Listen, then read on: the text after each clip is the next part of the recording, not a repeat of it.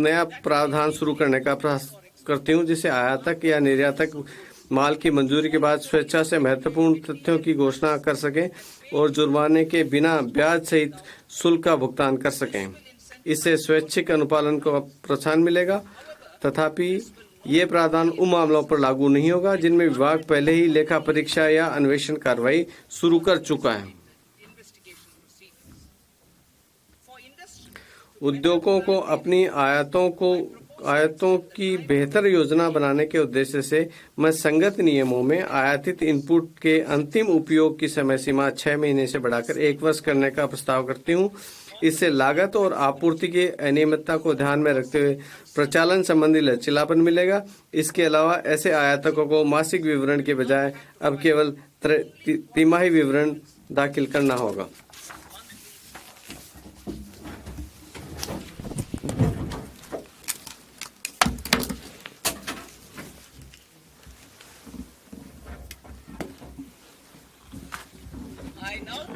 अब मैं अपने प्रत्यक्ष कर प्रस्तावों पर आती हूँ।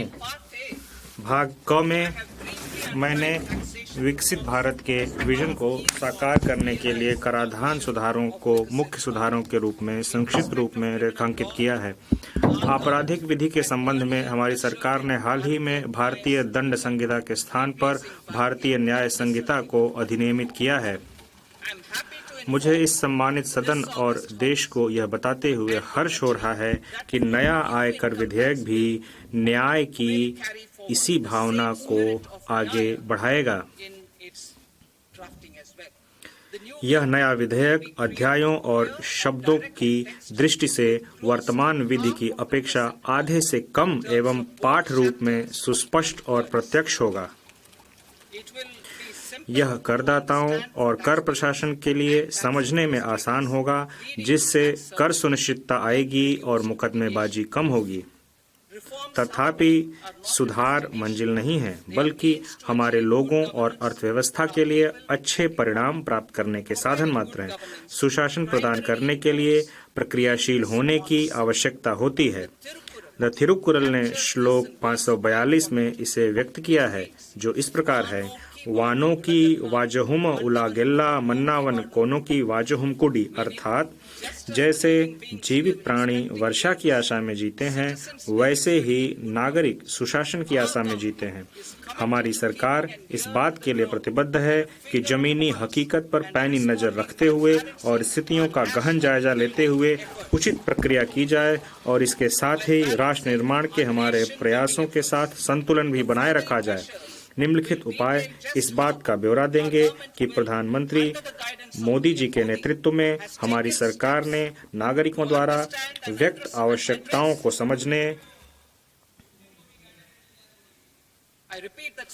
और मैं पुनः इसको दोहराती हूँ कि निम्नलिखित उपाय इस बात का ब्यौरा देंगे कि प्रधानमंत्री मोदी जी के नेतृत्व में हमारी सरकार ने नागरिकों द्वारा व्यक्त आवश्यकताओं को समझने और उसे संबोधित करने के लिए किस प्रकार के कदम उठाए गए। मेरे कर प्रस्ताव इसी मनोभाव से प्रेरित हैं। मेरे प्रस्ताव के उद्देश्य इस प्रकार हैं: मध्य वर्ग पर विशेष ध्यान देते हुए व्यक्तिगत आयकर सुधार, कठिनाइयां कम करने के लिए टीडीएस और टीटीएस को युक्तिसंगत बनाना, स्वैच्छिक अनुपालन को प्रोत्साहित करना, अनुपालन के बोझ को कम करना, व्यवसाय कम करने की सुगमता, रोजगार और निवेश। मैं वैयक्तिक आयकर के संबंध में अपना प्रस्ताव अंत में प्रस्तुत करूंगी। कठिनाइयां कम करने के लिए टीडीएस और टीडीएस को तर्कसंगत बनाना। मैं टीडीएस की दरों और सीमाओं की संख्याओं को उसे युक्तिसंगत बनाने का प्रस्ताव करती हूँ।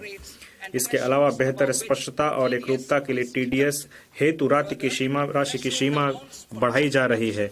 वरिष्ठ नागरिकों के लिए ब्याज दर पर कटौती की सीमा 50,000 से दोगुनी बढ़ाकर 1 लाख की जा रही है।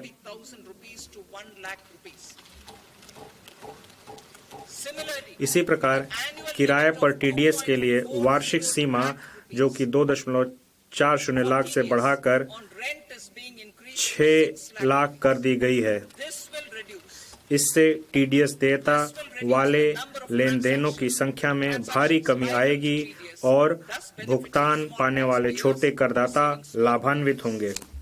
भारतीय रिजर्व बैंक की उदारीकृत धन संप्रेषण स्कीम के अंतर्गत धन संप्रेषणों पर टीसीएस की सीमा को 7 लाख से बढ़ाकर 10 लाख कर दिया गया है। मैं शिक्षा प्रयोजनों के लिए उन धन संप्रेषणों पर टीसीएस को हटाने का प्रस्ताव भी करती हूं जहां ऐसे धन संप्रेषण निर्दिष्ट वित्तीय संस्था से लिए गए ऋण से हों। माल बिक्री से जुड़े हुए किसी भी लेन देन पर टीडीएस और टीसीएस दोनों लागू किए जा रहे हैं। अनुपालन से जुड़ी हुई कठिनाइयों से बचने के लिए मैं टीसीएस को हटाने का प्रस्ताव करती हूं। मैं यह भी प्रस्ताव करती हूं कि अब उच्च टीडीएस कटौती के प्रावधान केवल गैर पैन मामलों पर ही लागू होंगे।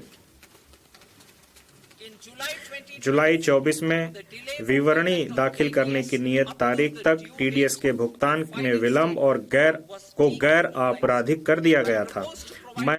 तो बड़ी राहत टैक्स डिडक्शन में राहत दी गई है। टैक्स डिडक्शन को कम किया जाएगा। तो इस आम बजट से आम जनता को एक बड़ी राहत दी गई है वित्त मंत्री निर्मला सीतारमण की तरफ से। टैक्स डिडक्शन में राहत दी गई है। इसी के अनुरूप हम उन करदाताओं द्वारा स्वैच्छिक अनुपालन किए वर्ष 2022 में विवरणी को अद्यतन करने की सुविधा लेकर आए जिन्होंने सही आय की सूचना देने में चूक की हो। करदाताओं पर हमारा विश्वास सही साबित हुआ। लगभग 90 लाख करदाताओं ने अतिरिक्त कर का भुगतान करते हुए स्वैच्छिक रूप से अपनी आय संबंधित ब्यौरों को अद्यतन किया। इस विश्वास को आगे बढ़ाते हुए मैं अब किसी भी कर निर्धारण वर्ष के लिए अद्यतन विवरणी दाखिल करने की समय सीमा को मौजूदा 2 वर्ष से बढ़ाकर 4 वर्ष करने का प्रस्ताव करती हूं।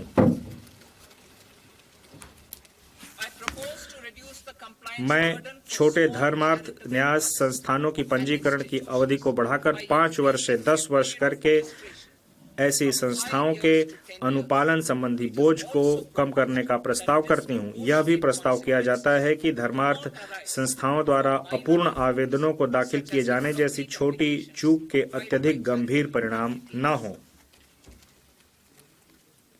वर्तमान में करदाता कतिपय शर्तों को पूरा करके ही अपने स्वामित्व वाली संपत्तियों के लिए 0 वार्षिक मूल्य का दावा कर सकते हैं। करदाताओं को हो रही कठिनाइयों को देखते हुए बिना शर्त के ऐसी 2 संपत्तियों के लाभ की अनुमति प्रदान करने का प्रस्ताव किया जाता है। मैं अंतरण मूल्य की प्रक्रिया को कारगर बनाने और वार्षिक जांच का एक विकल्प मुहैया कराने हेतु 3 वर्षों की ब्लॉक अवधि के लिए अंतर्राष्ट्रीय लेन देन के मामलों में आर्म्स लेंथ मूल्य निर्धारण करने हेतु एक योजना शुरू करने का प्रस्ताव करती हूं। यह योजना सर्वोत्तम वैश्विक पद्धतियों के अनुरूप होगी। अंतर्राष्ट्रीय कराधान में विवादों को कम करने और निश्चितता को बनाए रखने की दृष्टि से सेफ हार्बर नियमों के दायरे को विस्तार किया जा रहा है।